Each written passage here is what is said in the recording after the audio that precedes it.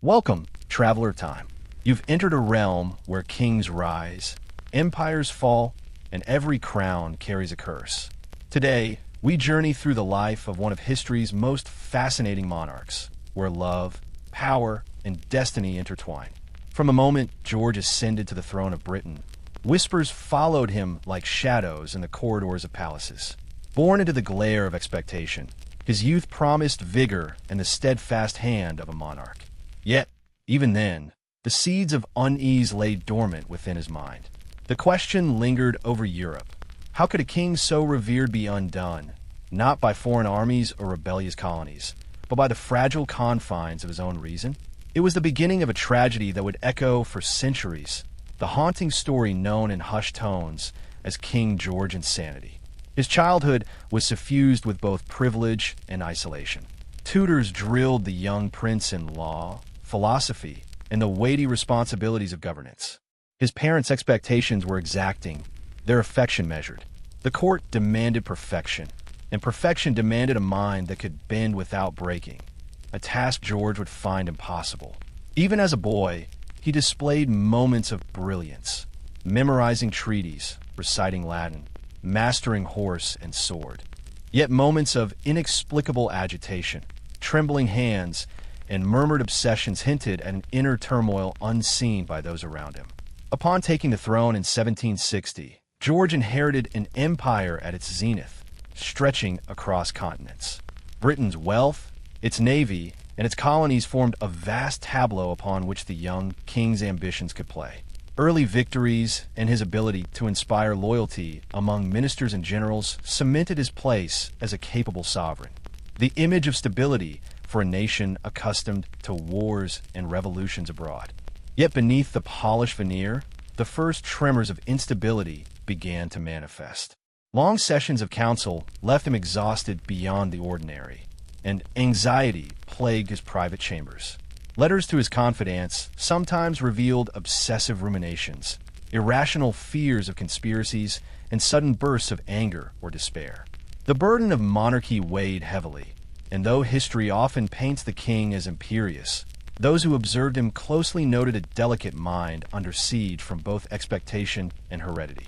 As Britain prepared to confront the simmering unrest in its American colonies, George's sense of responsibility intensified. He was a king, yet he was also human, vulnerable, anxious, and increasingly erratic. Advisors whispered about his odd behaviors. Peers noted tremors and stutters during public appearances. The seeds of King George Insanity were no longer hidden. The American Revolution was both a proving ground and a crucible. George's natural intelligence and strategic mind were challenged by distance, communication delays, and the fiery resistance of colonial rebels. Parliament, eager to assert its own power, often undermined his confidence, and the weight of public opinion in London began to gnaw at his composure. His bouts of erratic behavior intensified. Long monologues to himself in empty chambers, obsessive inspections of military reports, sudden rages at minor oversights. Ministers learned to navigate his moods carefully, for the king's favor could shift like a storm. Yet George's decisions, clouded by his faltering mental state, were not always folly. He remained deeply conscientious, sometimes painfully so, clinging to the ideals of justice, duty, and moral rectitude even as his mind betrayed him. In private, his family watched with alarm. The Queen, Charlotte, loyal and perceptive, documented his oddities. The laughter that would turn to rage, the sudden pacing through dark corridors, the whispers to imagined conspirators. George's children became observers of a mind unraveling, innocent witnesses to the king's hidden torment. As months became years, the king's instability became undeniable. Parliament debated whether the sovereign could rule effectively. Advisors grew frustrated, fearful, and resentful, some plotting in hushed tones to curtail his authority if necessary. Here was a monarch who commanded nations yet could not command his own mind. A tragic irony, a living embodiment of King George Insanity. The king's collapse was gradual yet inexorable. Episodes of mania alternated with deep melancholy. He would wander the halls at night, talking to invisible enemies, staring at maps, as if conspiracies lurked in the ink. Courtiers feared approaching him. Ministers dared not advise. The very stability of Britain trembled, for its monarch was now a man imprisoned within his own mind.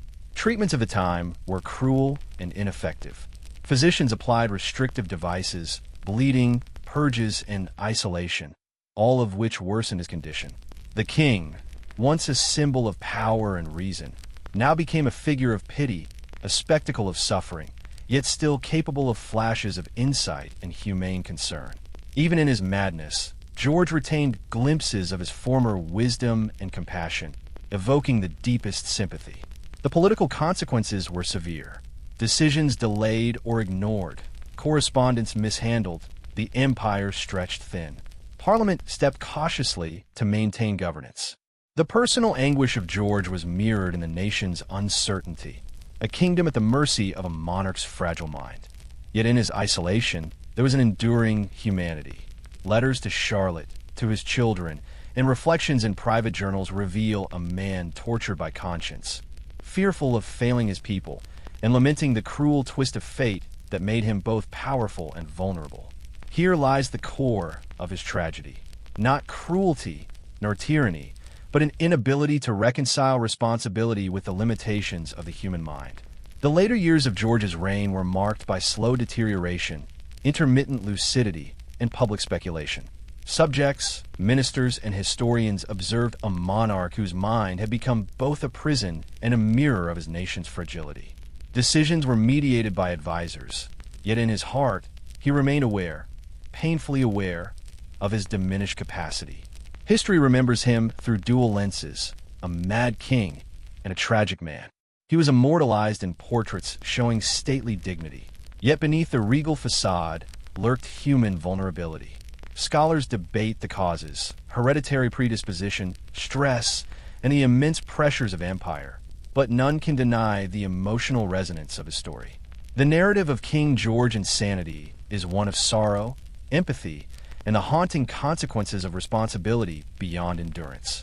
His family preserved his dignity, ensuring he lived in relative comfort despite incapacity.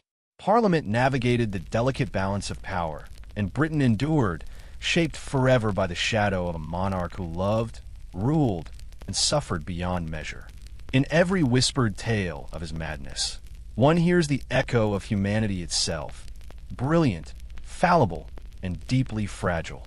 Centuries later, the echoes of King George's insanity still haunt the ruins of history. If stories like this fascinate you, don't forget to like and subscribe. More untold tales of history await you.